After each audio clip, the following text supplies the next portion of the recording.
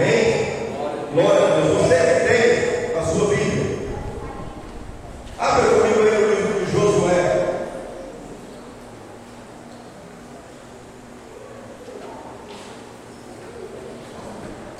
Josué, capítulo 2. Josué, capítulo 2. Nós vamos ler a partir do versículo 1. Josué, capítulo 2, versículo 1.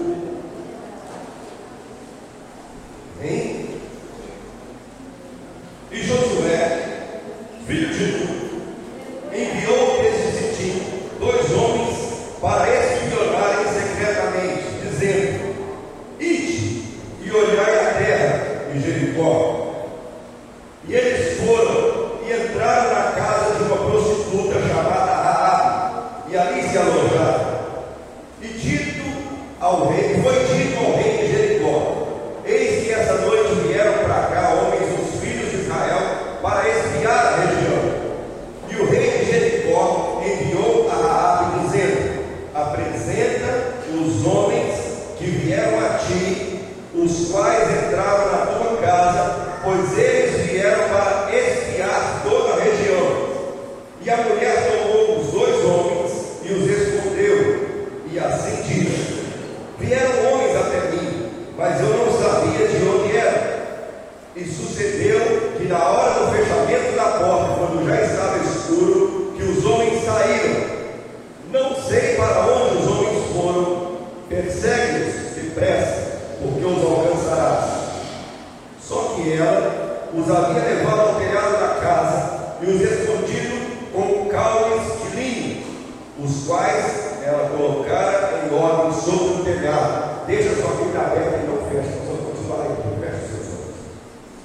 Pai, em nome de Jesus, que o Senhor venha trazer a Deus, em nome do Senhor Jesus, discernimento da tua palavra, entendimento, que o Senhor venha trazer para nós, ó Pai, sabedoria do céu para compreendermos aquilo que o Senhor tem para falar aos nossos corações nessa noite. Tira, Senhor, do nosso coração, da nossa mente, tudo que pode, ó Deus, roubar a tua semente, a tua palavra que será plantada nessa noite, e que nós possamos estar atentos para levarmos para a nossa casa a bênção completa do Senhor em nome de Jesus. Amém. Senta aí e não feche sua Bíblia. Depois nós vamos continuar aí. Essa história que nós lemos é uma história de certo modo conhecida, e ela retrata quando Josué já havia substituído Moisés como guia do povo de Israel até a terra prometida. Moisés já tinha morrido, e Josué então estava seguindo a sua trajetória até a terra que Deus tinha mostrado. E para que eles pudessem chegar a conquistar essa terra, eles tiveram que conquistar muitos outros povos, muitas outras cidades antes de chegar em Canaã. E uma dessas terras, uma dessas cidades, um desses povos que ele tinha que conquistar era o povo de Jericó. E o povo de Jericó era um povo que estava numa cidade que era muito bem guardada. Ela tinha muros muito altos e largos, de modo que podia se andar com carros e carruagens sobre o muro. Imagina você um muro com uma distância de largura que dá para você andar com o carro assim. Era um muro enorme e muito alto, e aquela cidade era fortificada e ela estava ali sendo vigiada durante todo o tempo. Mas havia uma promessa para o povo de Deus, que Deus os daria todo e qualquer lugar que eles passassem por herança. Só que para conquistar Jericó, Josué precisava conhecer como era que as coisas aconteciam lá dentro. Tem um ditado aí fora que diz que é bom que os nossos inimigos estejam longe ou perto? Perto. Sabe por quê? Porque ele estando perto você consegue vigiar.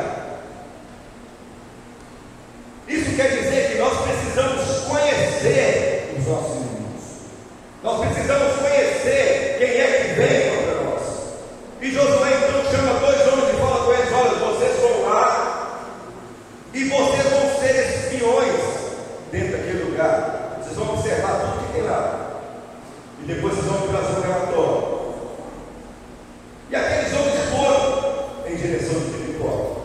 E entraram na cidade.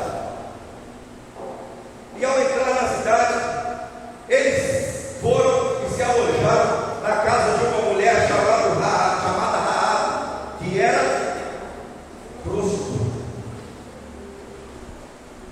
Aí alguém vai dizer: pastor, misericórdia. Eram homens de Israel, homens de Deus, mandados para poder vigiar a cidade por Josué, que era o líder, que foi ungido por Deus. E aqueles homens foram na casa de uma prostituta. O que eles foram fazer na casa de uma prostituta? Eles não podiam ir na casa de outra pessoa, não. Será que não tinha outra pessoa naquela cidade toda que eles pudessem ir e ficar? Não, eles tinham que ir justamente na casa de uma prostituta. Isso nos faz parar para pensar. E eu cheguei a uma conclusão pensando sobre isso. É que quando há um propósito para que Deus faça algo sobrenatural acontecer, aquilo que os nossos olhos veem não serve como baliza. O que nós enxergamos com os nossos olhos não é o que vai direcionar aquilo que Deus tem para fazer. Deus vai ser direcionado por si só. E Ele diz na sua palavra que Ele pega as coisas loucas do mundo para confundir as sábias. Talvez se fôssemos um de nós e chegássemos lá na cidade e tivéssemos a ordem de Deus para procurarmos uma prostituta, nós iríamos dizer: misericórdia, eu não vou me misturar com essa gente, não. Eu não vou, não. Vou procurar alguém que seja melhorzinho. Eu não vou procurar essa pessoa, não. Quem que vão pensar de mim se viver junto com essa mulher? Mas eu quero te dizer uma coisa: aqueles homens estavam ali direcionados por Deus, e naquele momento eles não estavam olhando a aparência física ou aquilo que aquela mulher representava, mas eles estavam seguindo o propósito de Deus que já tinha sondado o coração de Raab. Deus já sabia que através daquela mulher algo iria acontecer especial. Ela era uma mulher desprezada, ela era uma mulher que aos olhos da sociedade ela não tinha valor nenhum, mas Deus tinha algo especial para tratar com a vida daquela mulher. E lá no final dessa mensagem você vai entender. E aí aqueles homens entram na casa de Raab e ela os recebe. O fato de Raab receber aqueles homens que vinham do povo de Israel na sua casa era como se ela estivesse assinando a sua sentença de morte. Que isso, pastor? Porque o povo de Jericó já estava se organizando, porque eles sabiam que o povo de Israel estava marchando em direção da cidade deles. E eles sabiam que a qualquer momento aquele povo poderia tentar invadir a cidade deles. Então eles já estavam se organizando. E quando Raab recebeu aqueles dois homens da sua casa, ela estava recebendo os inimigos do seu reinado, da sua cidade, dentro da sua casa. É mais ou menos como se nós recebêssemos na nossa casa hoje dois dos mais procurados homens pela justiça, sabendo que todo mundo está atrás dele, nós recebemos eles na nossa casa. E aqueles homens entraram na casa de Raab. E aí alguém foi lá e buzinou no ouvido do rei. Sempre tem que ter um fofoqueiro, sempre tem que ter um evitar. Aí ele foi lá no ouvido do rei. O rei, Raab, aquela prostituta, recebeu lá na casa dela dois homens do povo de Israel. Eles entraram na casa dela. E o rei, sabendo que aquilo poderia ser problema, ele foi e mandou pessoas lá na casa de Raab para perguntar para ela, ou para ela que ela entregasse aqueles dois homens. E aí eles chegaram lá e falaram: Raab, já está derrubado. Sua casa já caiu. Adianta você pegar e esconder. O rei já está sabendo que tem 2 homens aí do povo de Israel, e é melhor você entregar os 2 homens. Só que Deus já tinha começado a trabalhar no coração de Raabe. Deus já tinha começado a trabalhar no coração daquela mulher. Ela podia simplesmente ter falado: olha, eles me procuraram mesmo, eu não sabia quem eles eram, e eles estão aqui. Podia ou não podia? Para se livrar. Mas ela não fez. Muitas vezes, aquilo que parece que é certo, que nós devemos fazer aos nossos olhos, é o contrário da vontade de Deus tem para nós. Então nós temos que procurar seguir a vontade de Deus e não dos homens. E aí Raabe falou com os enviados do rei: realmente vieram aqui 2 homens de Israel. Aliás, vieram aqui 2 homens. Só que quando eles chegaram aqui, eu não sabia de onde eles eram. Eu os recebi porque eu não sabia. Sendo ela uma prostituta, ela devia receber homens de todas as partes dali da redondeza. E muito provavelmente ela não saía perguntando: você é de onde? De onde você veio? E aí ela falou isso: olha, mas eles saíram daqui quando estava escurecendo. Quando o dia estava escurecendo, eles saíram. As portas aqui estavam sendo fechadas e eles foram embora. Se você sair daqui correndo agora, vocês podem encontrá-los. Então vamos. E aí aqueles homens, a banda do rei, foram. Só que Raabe havia escondido no telhado os 2 homens de Israel. Eles estavam escondidos lá no telhado da casa dela. E aí, quando aqueles homens mandados pelo rei foram embora, ela foi lá e conversou com os homens e falou com eles: olha, é melhor vocês não irem embora hoje. É melhor vocês ficarem escondidos durante os 3 dias, porque eles vão procurar por vocês, e aí depois de 3 dias vocês podem ir embora, que eles não vão procurar mais. Aí nós vamos ler agora, versículo 12, capítulo 2, versículo 12. Raabe sabia, aqueles homens provavelmente falaram com ela o que é que eles estavam planejando fazer, que a ideia deles era de tomar a cidade de Jericó. E Raabe já tinha dito para eles: olha, eu já ouvi falar sobre o Deus de vocês, e o Deus de vocês, tudo que ele tem feito com vocês desde que vocês saíram lá do Egito. Eu já sabia, nós aqui já estamos sabendo, as notícias estão correndo, MGTV já falou, já saiu até no Fantástico, que vocês estão dominando tudo por aí. Então está todo mundo empolvoroso na cidade, todo mundo preocupado. Aí Raabe fala com eles, versículo 12: por isso então, rogo-vos, jurai diante de mim pelo Senhor, posto que vos demonstrei bondade, que vós também demonstrareis bondade para com a casa de meu pai, e dai-me um sinal verdadeiro, e que vos conservareis vivo, que vós conservareis vivo o meu pai, a minha irmã e os meus irmãos, e as minhas irmãs, e tudo que eles possuem, e que livrarás da morte as nossas vidas. E os homens lhe responderam: a nossa vida pela sua, se vós não falardes desse nosso negócio, e assim será como o Senhor nos tiver dado a terra, agiremos com bondade e verdade para contigo. Então ela os desceu por uma corda através da janela, pois a sua casa ficava sobre o muro da cidade, e ela morava sobre o muro.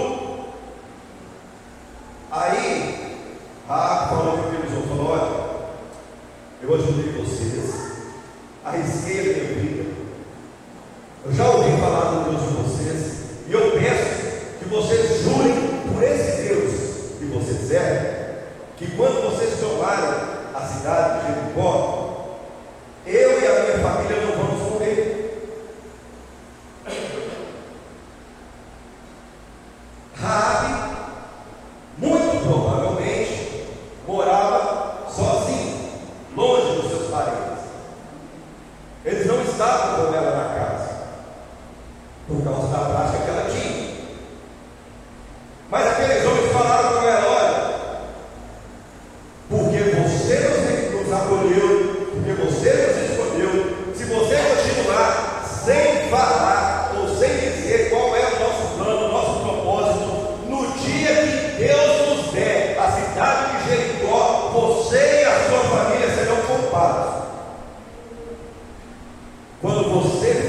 alguma coisa que agrada a Deus, a bênção dele não está só sobre a sua vida, mas está sobre toda a sua casa, sobre toda a sua família, sobre todos aqueles que você é. Deus não desampara nenhum dos seus. A Bíblia diz que Ele visita, ou que Ele traz a bênção até a terceira e quarta geração.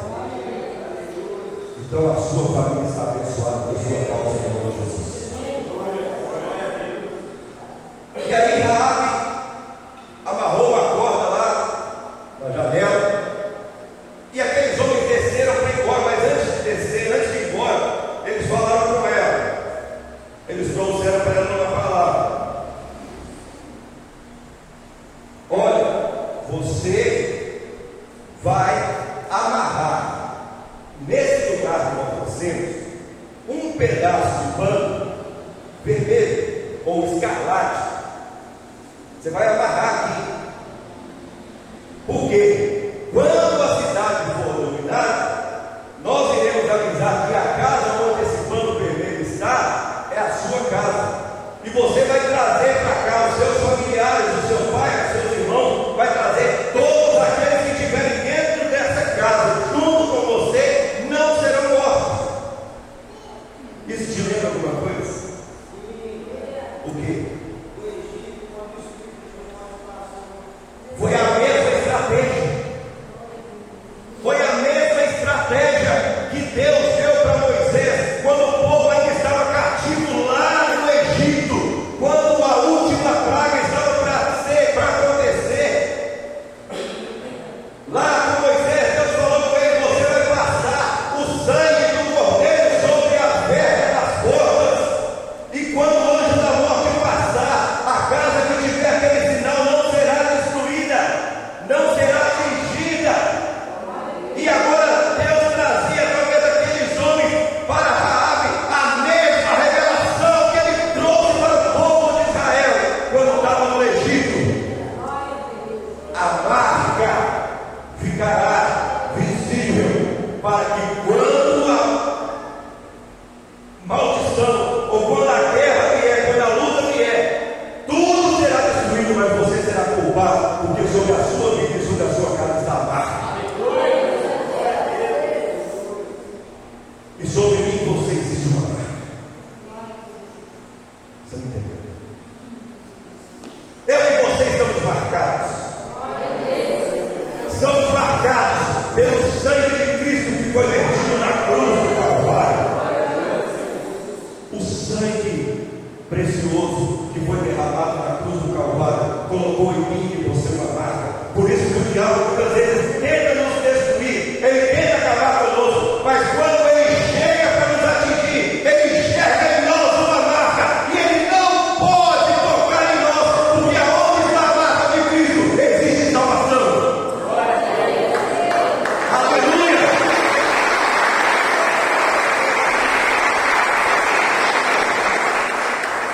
Aonde Deus coloca a sua marca, o inimigo não pode destruir. E aí, aqueles homens foram embora. E aí chegaram lá, contaram toda a história para Josué. O que tinha acontecido, onde eles ficaram, tudo que eles viram.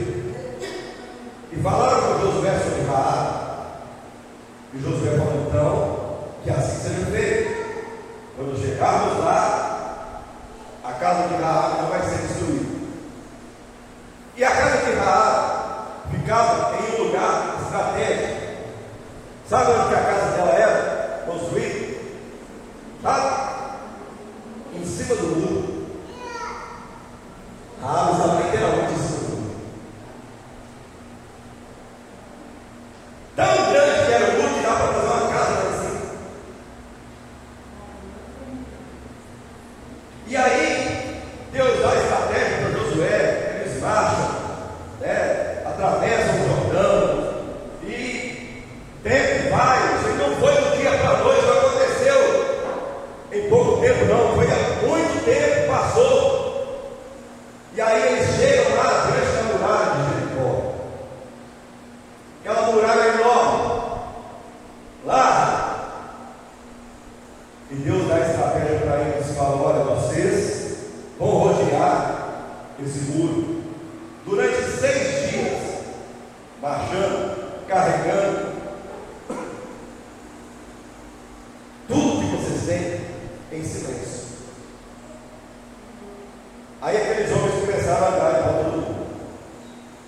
Andaram no primeiro dia, deram uma volta, em silêncio. Aí imagino eu que o povo de Jericó deve ter que falar: os caras de Israel são doidos. Eles vão ficar dando voltinha em volta do muro. O que esse pessoal está achando? Eles devem estar cavando um buraco para entrar por baixo. Vão ficar de olho nesses caras aí. Aí chega no segundo dia, o povo vai de novo, em silêncio.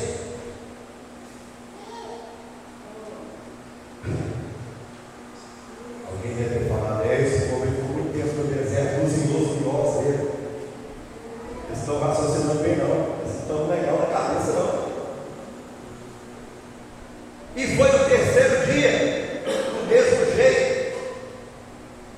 Quarto dia, mesma coisa. Quinto dia, povo em silêncio dando volta no muro. Sexto dia, a mesma coisa e nada acontecendo. Quando Deus quer fazer alguma coisa na vida de alguém, muitas vezes Ele não faz um estardalhaço, um alarido muito grande. Ele age no silêncio. Ele precisa só que alguém esteja na brecha e seja obediente à sua voz, para que o seu propósito se cumpra na vida de alguém. Durante 6 dias, aqueles homens e mulheres andaram em volta daquele muro, em volta da cidade toda, calados, em silêncio. E era uma multidão, era muita gente. Imagina se conseguir fazer uma multidão de pessoas andar em silêncio. É quase impossível. Mas eles tinham sobre eles uma determinação de Deus que era para fazer isso. E às vezes nós queremos resolver as nossas lutas e as nossas batalhas gritando, berrando, para todo mundo ouvir. E Deus quer que nós agimos em silêncio,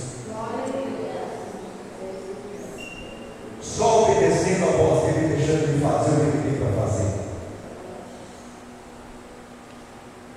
E aquele povo é o que eles tinham para fazer: obedecer a voz de Deus. 6 dias andando em silêncio. Aí, no 7º dia, Deus dá uma ordem para eles: olha, vocês vão dar hoje 7 voltas na cidade.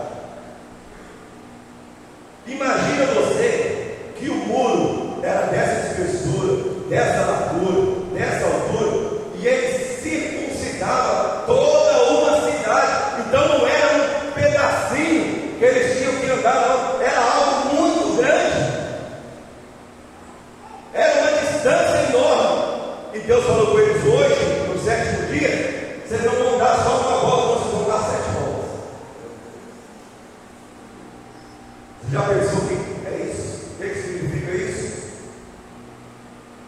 7 voltas, uma multidão, carregando a arca da aliança, carregando o que eles tinham. 7 voltas. E as 6 voltas dessas 7 vocês vão dar em silêncio. Eles antes tinham que dar uma volta por dia em silêncio. No último dia eles tiveram que dar 6 voltas no muro em silêncio. Muitas vezes Deus fala comigo, com você: olha, eu quero que você fique meia hora junto comigo, me ouvindo, deixando eu falar com você. Você fala: meu Deus, meia hora é muito tempo, não tem esse tempo todo, não.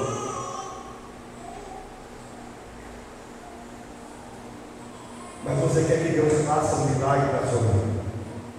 Você quer que Deus age na sua vida. Você quer que Deus derrube as muralhas que estão cercando a sua vida. Mas você não é capaz de dar para Deus nada, mas quer receber dele tudo. Aquele povo estava dando volta, 7 voltas, deram 6 voltas ao redor daquela cidade, ao redor daquele mundo. Com certeza, alguém estava cansado já. Alguém estava extasiado, fatigado de andar, porque não foi fácil chegar até ali. E agora chegava ali e ainda tinha que ficar dando volta ao redor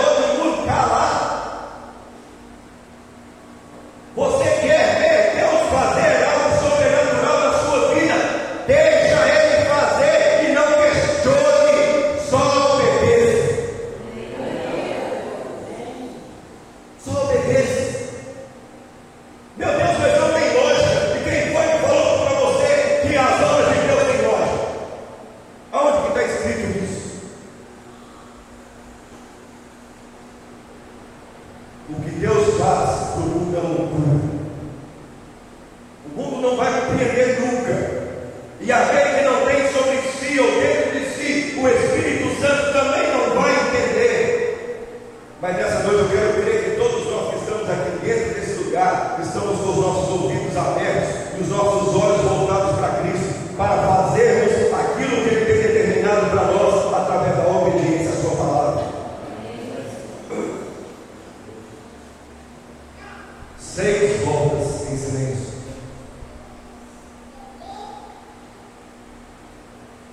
E aí, quando houve a 7ª volta, Deus tinha dado a ordem seguinte: quando vocês forem começar a 7ª volta, vocês vão tocar as trombetas e vão gritar o mais alto que vocês conseguirem, e vocês vão ver um milagre acontecer.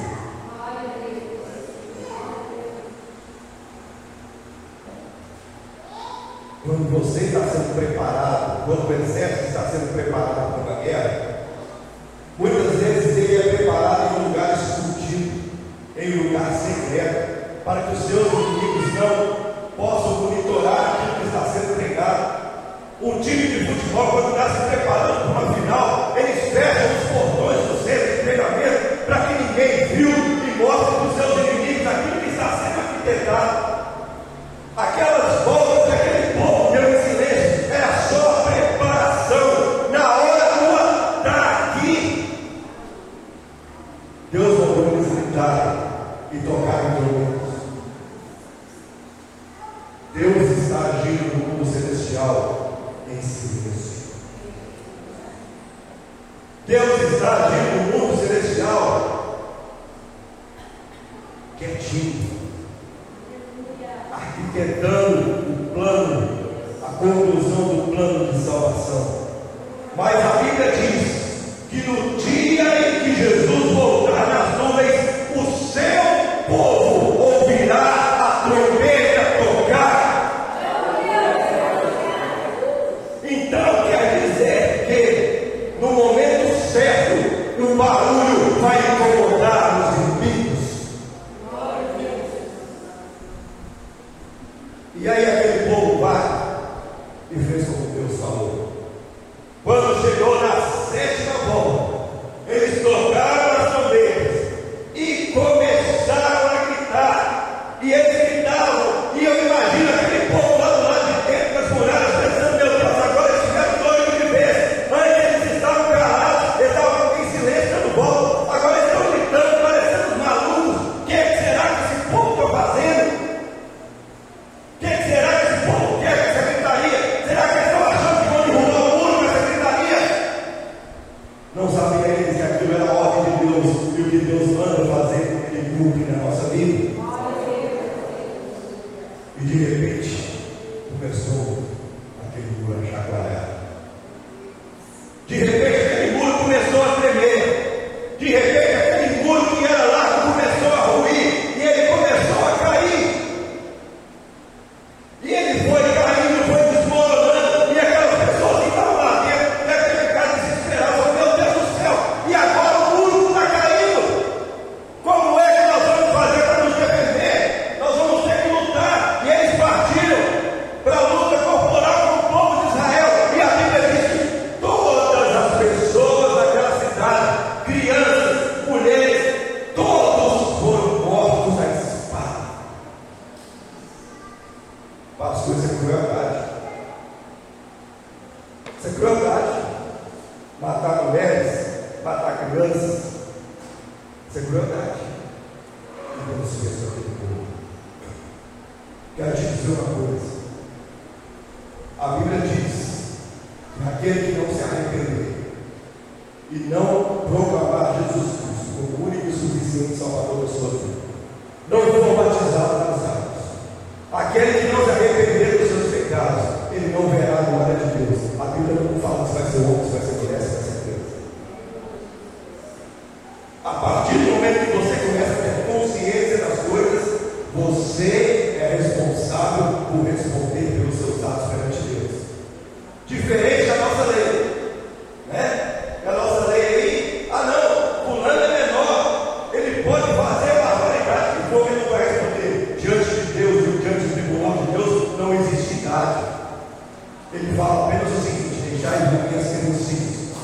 delas é o reino do céu. Mas criancinha é só aqueles pequenininhos que ainda não têm discernimento do que é bom ou ruim. A partir do momento que você tem consciência, você é responsável pelos seus atos. E aí, o povo de Israel entra para dentro, o povo de Jericó dizima todo mundo e mata todo mundo. Agora vem a bênção. O muro caiu, foi derrubada a muralha, foi derrubada a fortaleza. Mas vocês lembram que eu falei que a casa de Raab estava em cima do muro? A única parte que ficou em pé do muro é onde estava a casa de Raab consumida. Sabe por quê? Porque aonde Deus coloca a sua mão, ninguém destrói. Ninguém destrói.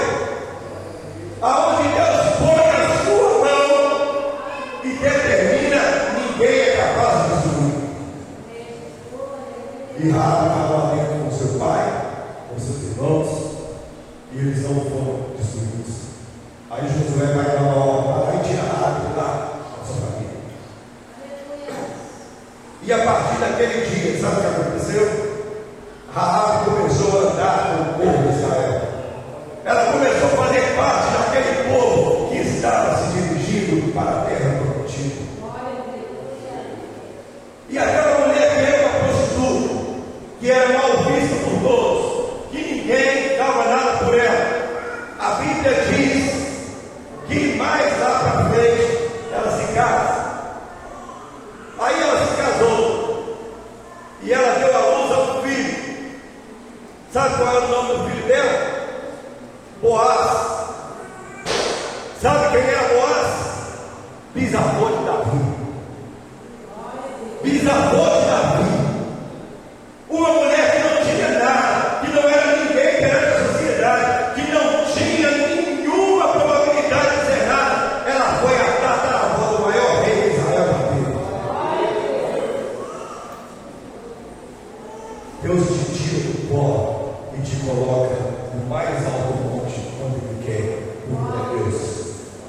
Mesmo que ninguém veja em você valor, mesmo que ninguém veja em você nada que seja atraente, mas Deus, pelo que o propósito da sua vida, Ele te resgata lá da nação do pecado e te coloca sobre as regiões celestiais.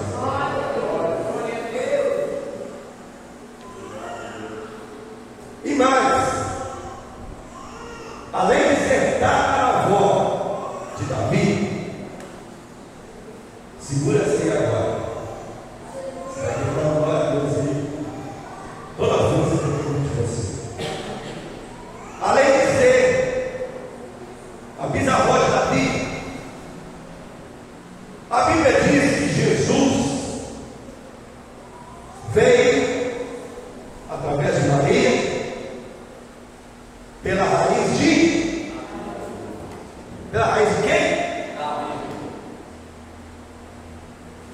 Você não entendeu nada? Você não entendeu nada, né? Aquela mulher que não tinha valor nenhum, que não era ninguém, que era desprezada pela sociedade, ela foi a responsável pelo início da linhagem na qual Jesus veio a este mundo.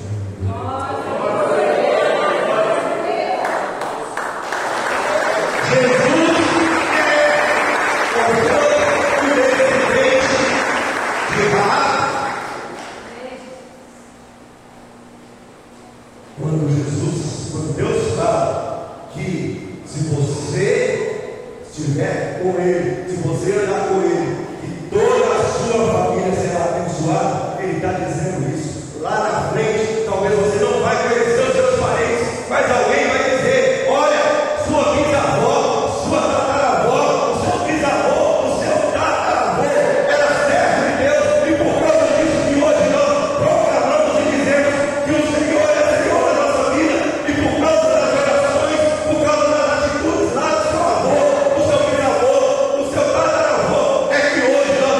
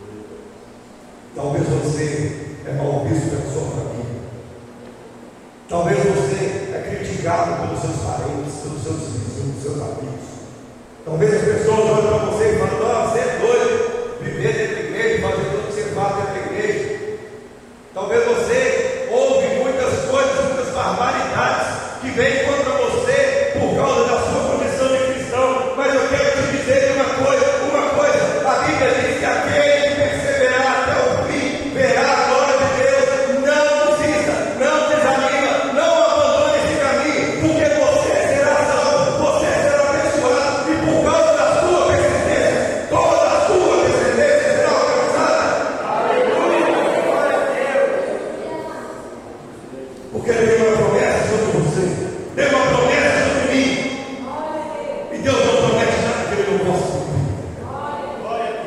Aleluia. Fique